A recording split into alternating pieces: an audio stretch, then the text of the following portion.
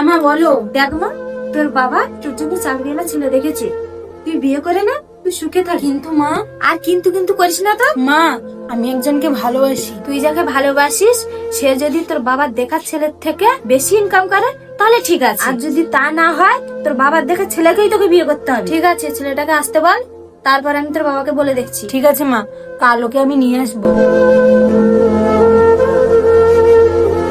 মা, রাহুলকে নিয়ে এসছি। ঠিক আছে বাবা, বসো।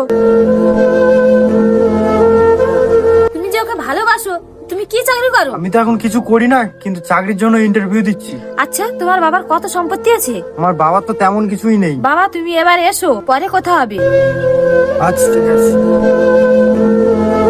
কি রে মা, ও তো কোনো চাকরিই করে না, ওর বাবা তো কিছুই নেই। এবার তো বুঝে গেলি ও তোকে সুখে রাখতে পারবে না, তাহলে বেটার অপশনটাই জীবনে নেওয়া উচিত। মা, তাহলে কি বাবা তোমার কাছে বেটার অপশন ছিল? মানে তুই কি বলতে চাইছিস? মা, আমি দিদার কাছ থেকে শুনেছি তুমি অন্য কাউকে ভালোবাসতে, তাকে ছেড়ে তুমি বাবাকে বিয়ে করেছো। তার মানে আমি এটা বলছি না যে তুমি বাবাকে বিয়ে করে খারাপ আছো, কিন্তু তুমি যদি তোমার ভালোবাসার মানুষকে বিয়ে করতে তাহলে তুমি আরো বেশি ভালো থাকতে। মা, ও আমার জন্য অনেক কষ্ট করছে, চাকরির চেষ্টা করছে, এখন যদি আমি ওর হাত ছেড়ে দেই তাহলে ও তো ভেঙে পড়বে। মা, এবার তুমি বলো, আমার কি ওকে ঠকানো উচিত?